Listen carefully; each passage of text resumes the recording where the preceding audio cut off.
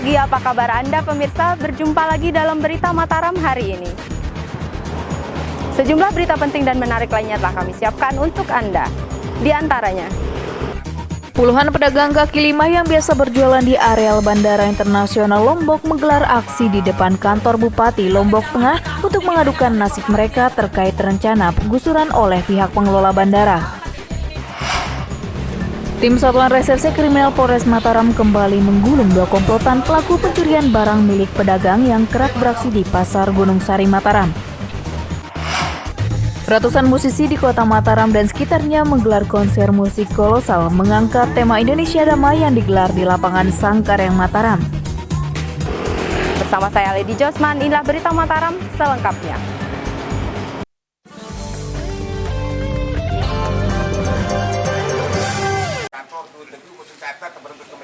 Puluhan pedagang kaki lima yang biasa berjualan di areal Bandara Internasional Lombok menggelar aksi di depan kantor Bupati Lombok Tengah untuk mengadukan nasib mereka terkait rencana penggusuran oleh pihak pengelola bandara. Selain meminta klarifikasi, para PKL juga mengaku siap direlokasi asal mereka tetap diizinkan untuk mencari nafkah di sekitar bandara. Puluhan pedagang kaki lima yang didominasi oleh para ibu-ibu rumah tangga mendatangi kantor Bupati Lombok Tengah Senin siang untuk mengadukan nasib mereka. Kehadiran para PKL yang biasa berjualan di areal Bandara Internasional Lombok terkait rencana penggusuran yang akan dilakukan oleh pengelola bandara dalam waktu dekat ini. Selain meminta klarifikasi, para warga juga meminta penggusuran tersebut tidak dilakukan karena akan mematikan lahan mereka untuk mencari nafkah. Warga juga meminta pemerintah daerah mau memfasilitasi mereka dengan pihak bandara agar menyiapkan relokasi tempat berjualan mereka di sekitar bandara. Hingga sejauh ini, pihak Angkasa Pura sendiri sebenarnya telah menyiapkan tempat relokasi para pedagang, namun hal itu belum disetujui karena area lahan yang tidak sesuai dengan jumlah PKL yang ada. Menurut para PKL, dari sebanyak 73 PKL yang berjualan di kawasan tersebut, pihak bandara sendiri hanya menyiapkan relokasi untuk 8 lapak pedagang.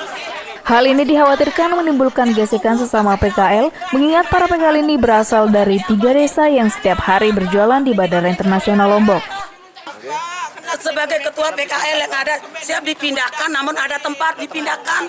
Jangan kita dibuang ke orok-orok, yang harus karena kemarin Pemda yang memberikan tempat, sekarang Pemda yang memindahkan di tempat yang baik. Masa semakin maju semakin kita di belakang. Menanggapi tuntutan para pedagang kaki lima, pemerintah Kabupaten Lombok Tengah sendiri berjanji akan melakukan koordinasi dengan pihak bandara untuk mencari solusi terkait apa yang menjadi tuntutan warga. Di dalam hal ini, makanya kita perlu rapat hari Rabu untuk melihat apakah ada peluang dari provinsi untuk bangun lapak-lapak, dari kita kabupaten ada program dinas koperasi. Jadi kita berapa ya? Nanti kita rapatkan dulu, ya. Dari Kabupaten Lombok Tengah, Tim Liputan melaporkan.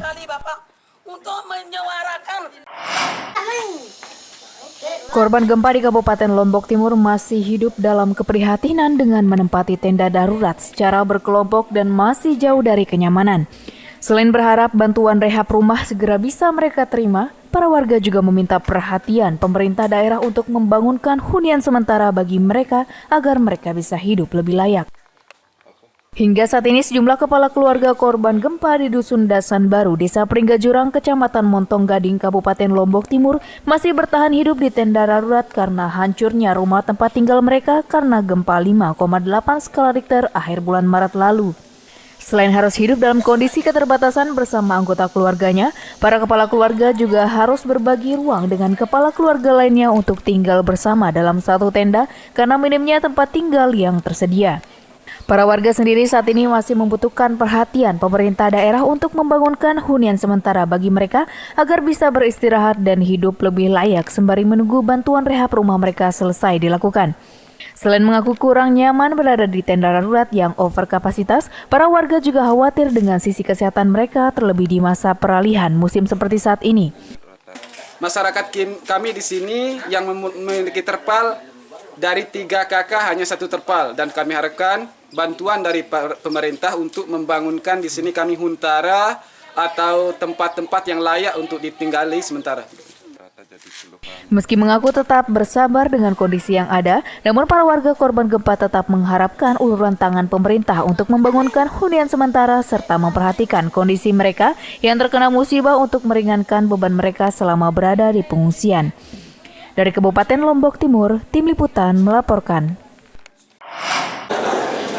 Ribuan data warga masyarakat penerima bantuan non-tunai di Kabupaten Lombok Timur masih belum tuntas dan masih ditemukan kekeliruan dalam proses pendataan.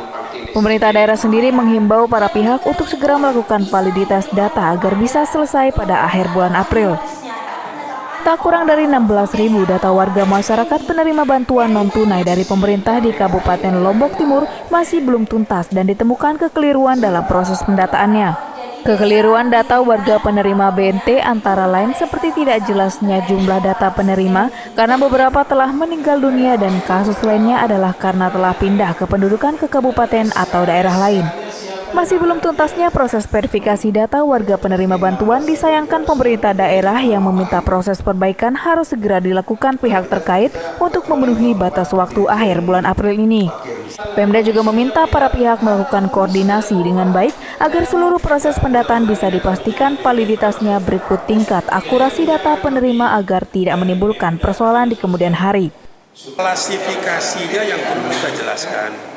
Yang meninggal itu berapa orang, yang bisa diganti dengan ahli warisnya berapa orang, yang pindah domisili berapa orang, yang datanya tidak punya, data KTP KK-nya tidak punya berapa orang, hanya itu.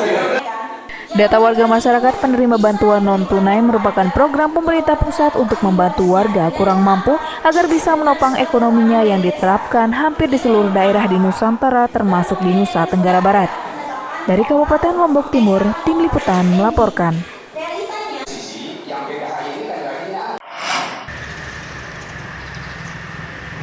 Menjelang pelaksanaan ujian nasional berbasis komputer UNBK tingkat SMP, sejumlah sekolah di Kabupaten Lombok Barat mengaku masih terkendala sejumlah fasilitas dan sarana ujian yang dikhawatirkan akan mengganggu pelaksanaan ujian. Meski mengaku siap, namun kendala fasilitas komputer berikut server online sebagai sarana pokok belum dipenuhi sekolah hingga saat ini.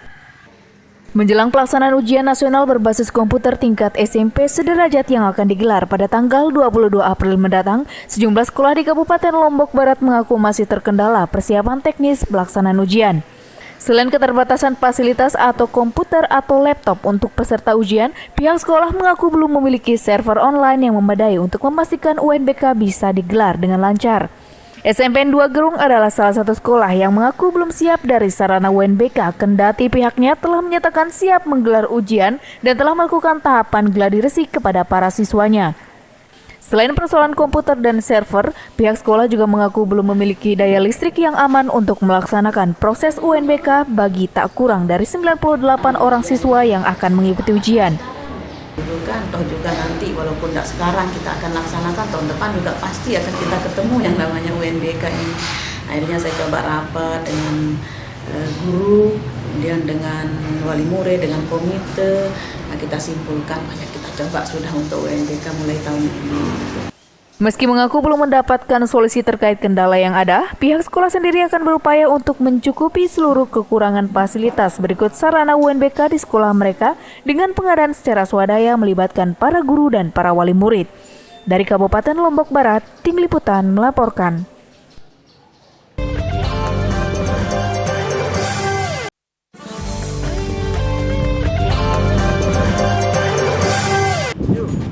Masih bersama saya Lady Josman, berikut kembali kami sampaikan berita utama Mataram hari ini. Puluhan pedagang kaki lima yang biasa berjualan di areal Bandara Internasional Lombok menggelar aksi di depan kantor Bupati Lombok Tengah untuk mengadukan nasib mereka terkait rencana penggusuran oleh pihak pengelola bandara. Tim Satuan Reserse Kriminal Polres Mataram kembali menggulung dua komplotan pelaku pencurian barang milik pedagang yang kerap beraksi di Pasar Gunung Sari Mataram. Ratusan musisi di kota Mataram dan sekitarnya menggelar konser musik kolosal mengangkat tema Indonesia Damai yang digelar di lapangan Sangkareng Mataram.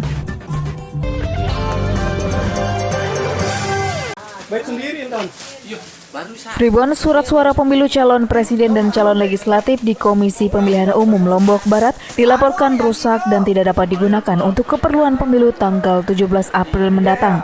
Seluruh surat suara tersebut hingga saat ini baru dilaporkan ke KPU Pusat untuk segera diganti agar bisa terpakai pada saat pemilu nanti. Berdasarkan hasil sortir dan pelipatan logistik surat suara pemilu, pihak Komisi Pemilihan Umum Daerah Lombok Barat melaporkan sebanyak 2.500 surat suara dinyatakan rusak dan tidak layak digunakan dalam pemilu mendatang. Kerusakan tersebut berupa surat suara yang tersobek, tidak ada gambar, serta surat suara yang terpotong sehingga dinyatakan tidak lolos sortir. Kerusakan ribuan surat suara tersebut telah dilaporkan dan diserahkan pihak KPUD kepada KPU Provinsi untuk selanjutnya diverifikasi dan diganti dengan surat suara pengganti oleh KPU Pusat. Namun pihak KPU Kabupaten Lombok Barat menyatakan hingga saat ini belum mendapatkan konfirmasi kapan pengganti surat suara tersebut akan tiba dan dikirim oleh pihak percetakan. Tinggal kita menunggu ada 2.500 surat suara kekurangan ya. Kekurangan artinya pengganti yang rusak dan tambahan untuk PSU. Apa PSU? Pemungutan suara ulang, antisipasinya. Saat ini pihak KPU sendiri telah mulai melakukan packing alat peraga berikut surat suara yang akan didistribusikan ke masing-masing TPS yang rencananya akan dilakukan pada tanggal 14 April mendatang atau 3 hari sebelum hari H pemungutan suara. Dari Kabupaten Lombok Barat, Tim Liputan melaporkan. Tim Satuan Reserse Kriminal Polres Mataram kembali menggulung 2 komplotan pelaku pencurian barang milik pedagang yang kerap beraksi di Pasar Gunung Sari, Mataram. Penangkapan 2 komplotan tersebut merupakan pengembangan kasus dari 2 tersangka sebelumnya yang berhasil diamankan petugas. 2 komplotan pencuri beras milik pedagang di Pasar Gunung Sari, Mataram kembali ditangkap Satuan Reserse Kriminal Polres Mataram yang diduga kuat kerap kali melakukan aksi pencurian dan merugikan pedagang. Kedua tersangka masing-masing berinisial MN 39 tahun asal Gunung Sari yang tidak lain adalah kepala pengamanan pasar dan rekannya AN 27 tahun asal Desa Sandik yang sehari-hari berprofesi sebagai buruh di Pasar Gunung Sari. Keduanya diamankan petugas sebagai tersangka baru hasil pengembangan kasus pengungkapan pencurian beras para pedagang dengan tersangka PW dan MHR yang ditangkap terlebih dahulu oleh petugas akhir bulan lalu. Keempat orang pelaku diduga berkomplot untuk melakukan aksi pencurian lapak para pedagang dengan cara menjebol tempat penyimpanan barang para pedagang pada saat kondisi pasar sedang sepi pada malam hari. Keempatnya leluasa untuk beraksi karena telah mengetahui seluk-beluk pasar karena 2 tersangka bertugas sebagai penjaga keamanan dan penjaga malam di pasar tersebut. Modusnya dia mencuri beras ini di toko-toko yang ada di Pasar Gunung Sari. Dan kebetulan profesi dari MN ini 39 tahun adalah kepala penjaga malam Gunung Sari. Kasus ini terus didalami petugas untuk mengetahui pasti jumlah korban serta total jumlah barang milik para pedagang yang telah dicuri dan dijual para tersangka. Atas perbuatannya, keduanya dijerat pasal 363 ayat 1 dan 4 KUHP, contoh pasal 64 ayat 1 KUHP tentang pencurian dengan ancaman pidana penjara maksimal 9 tahun. Dari Mataram, Tim Liputan melaporkan. Pemerintah pusat dipastikan menggelontarkan dana sebesar 218 miliar rupiah untuk membangun kembali pasar tradisional Renteng Kota Praya, Kabupaten Lombok Tengah pasca terbakar bulan Agustus akhir tahun lalu. Pasar Renteng rencananya akan dibangun lebih modern dengan struktur 3 lantai dan siap menampung lebih dari 1.700 pedagang. Pemerintah pusat akhirnya positif mengucurkan dana sebesar 218 miliar rupiah kepada pemerintah Kabupaten Lombok Tengah untuk membangun kembali Pasar Renteng Praya pasca terbakar pada bulan Agustus tahun 2018 lalu. Kucuran dana sebesar 218 miliar tersebut bersumber dari anggaran pendapatan dan belanja negara yang diperuntukkan untuk merevitalisasi Pasar Renteng dan akan diberikan pemerintah pusat ke pemerintah daerah secara bertahap. Pasar tradisional Renteng Praya rencananya akan dibangun dalam kurun waktu 2 tahun anggaran dengan struktur bangunan pasar modern konsep 3 lantai dan diperkirakan akan mampu menampung lebih dari 1.700 pedagang. Saat ini tahapan tender akan mulai dilakukan sebagai tahap awal proses pembangunan pasar tradisional Renteng yang melibatkan pihak ketiga sebagai pelaksanaan pembangunan salah satu pasar tradisional terbesar di Lombok Tengah tersebut. Itu kan dana TP, cuma kita kan sudah tidak ada masalah, kayak UPL sudah siap dana. Jadi skemanya kan 220 itu kita lihat dari pusat kan dalam tahun ini berapa, tahun depan berapa. Pasca terbakar pada Senin tanggal 6 Agustus 2018 lalu, sebanyak 1.500 lebih pedagang kehilangan lapak tempat berjualan yang menyebabkan aktivitas pasar menjadi sepi aktivitas perdagangan. Dari Kabupaten Lombok Tengah, Tim Liputan melaporkan.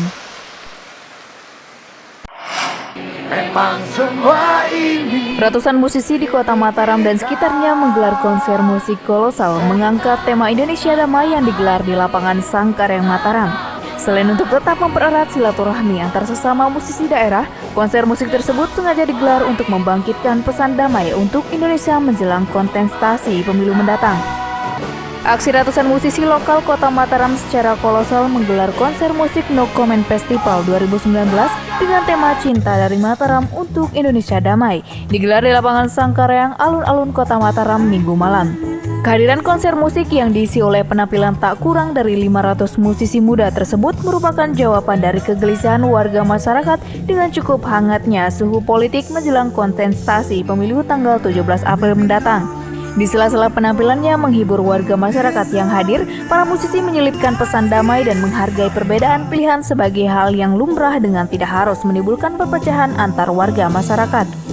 Selain sebagai ajang silaturahmi para musisi lokal Nusa Tenggara Barat, ajang tersebut juga sebagai sikap para seniman musik untuk menyuarakan pesan damai bagi warga NTB dan juga untuk Indonesia agar tetap solid dan tidak terpecah gara-gara kontestasi pemilu 5 tahunan. Dalam rangka sebenarnya karena untuk kebersamaan, satu, kedua gotong royong, auranya adalah karena suhu politik akhir-akhir ini cukup meningkat. Musisi-musisi Mataram ingin berperan membagi pesan damai untuk Indonesia damai.